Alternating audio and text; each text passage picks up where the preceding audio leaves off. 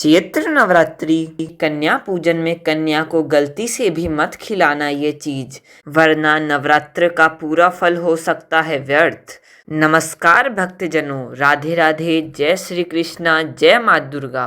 प्रिय श्रद्धालुओं, जैसा कि आप सभी जानते हैं, चैत्र नवरात्रि का पावन पर्व चल रहा है और हिंदू धर्म में इस पर्व का बहुत ही विशेष महत्व माना गया है। यह पर्व पूरे 9 दिनों तक चलता है और इन 9 दिनों में माँ दुर्गा के 9 स्वरूपों की विधि विधान से पूजा अर्चना की जाती है। भक्तजन पूरे श्रद्धा भाव से व्रत रखते हैं, पूजा करते हैं और माता रानी को प्रसन्न करने का प्रयास करते हैं ताकि उनके जीवन में सुख, शांति, समृद्धि बनी रहे। इन 9 दिनों के बाद अष्टमी या नवमी तिथि को कन्या पूजन किया जाता है और यह नवरात्रि का सबसे महत्वपूर्ण भाग माना जाता है, क्योंकि मान्यता है कि बिना कन्या पूजन के नवरात्रि की पूजा अधूरी मानी जाती है और व्रत का पूरा फल प्राप्त नहीं होता। कन्या पूजन में छोटी कन्याओं को माँ दुर्गा का स्वरूप मानकर उनका पूजन किया जाता है।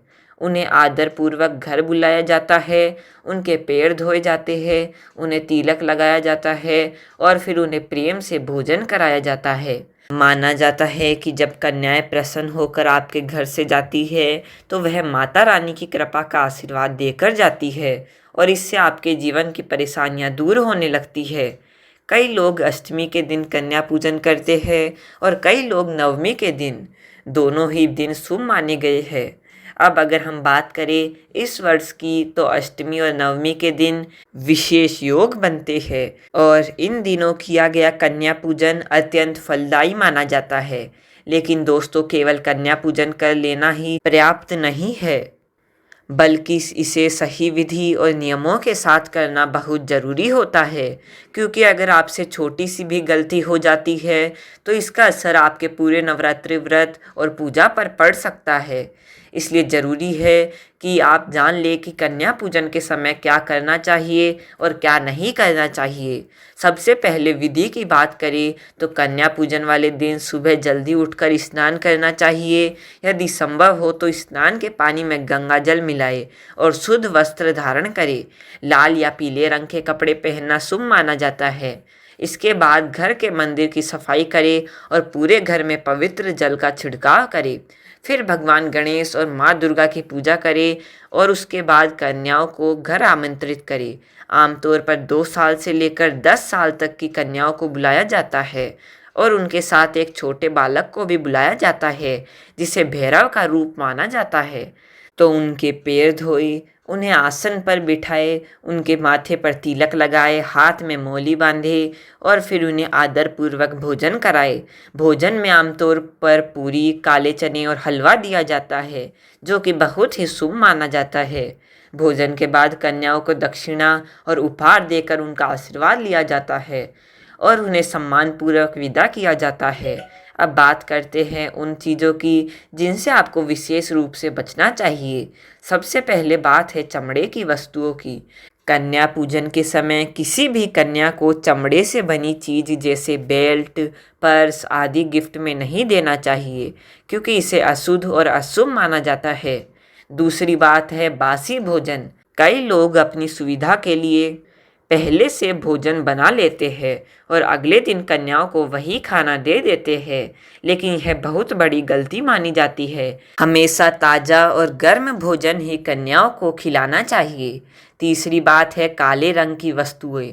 कन्या पूजन के दिन काले रंग को अशुभ माना जाता है, इसलिए न तो खुद काले कपड़े पहने और न ही कन्याओं को काले रंग की कोई चीज़ दे। चौथी बात है नुकीली या धारदार वस्तुएं जैसे चाकू, कैंची, सुई आदि। इन्हें कभी भी उपहार में नहीं देना चाहिए, क्योंकि वह अशुभ मानी जाती है। पांचवी बात है घड़ी।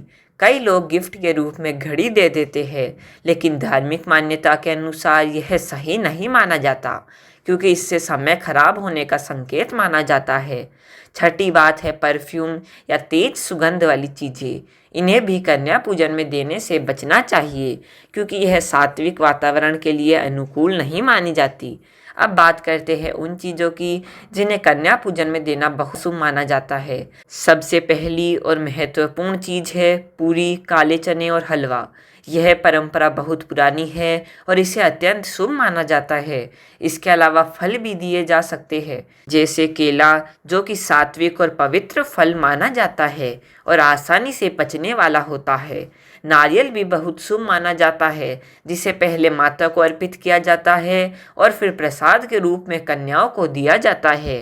पान भी दिया जा सकता है, लेकिन ध्यान रखें उसमें तंबाकू न हो, सादा पान ही देना चाहिए। इन सभी चीज़ों को देने से माता रानी प्रसन्न होती है और घर में सुख समृद्धि आती है। ध्यान रखने वाली एक और महत्वपूर्ण बात है, वह यह है कि कन्या पूजन पूरी श्रद्धा और सच्चे मन से करना चाहिए, दिखावे के लिए नहीं। अगर मन में श्रद्धा नहीं है तो पूजा का फल नहीं मिलता। साथ ही साफ सफाई का भी विशेष ध्यान रखना चाहिए, क्योंकि जहाँ स्वच्छता होती है वहीं देवी देवताओं का वास होता है। इस प्रकार अगर आप सही विधि से और सही नियमों का पालन करते हुए कन्या पूजन करते हैं तो निश्चित रूप से माता दुर्गा की कृपा प्राप्त होती है। जीवन की बाधाएं दूर होती है, आर्थिक स्थिति में सुधार होता है, घर में खुशहाली आती है और मनोकामनाएं पूर्ण होती है। इसलिए इस नवरात्रि कन्या पूजन करते समय इन बातों का विशेष ध्यान रखें और पूरे श्रद्धा भाव के साथ इस पावन कार्य को करें, ताकि आपको इसका पूर्ण फल प्राप्त हो सके और माता रानी का आशीर्वाद सदैव आपके और आपके परिवार पर बना रहे। जय माता दी।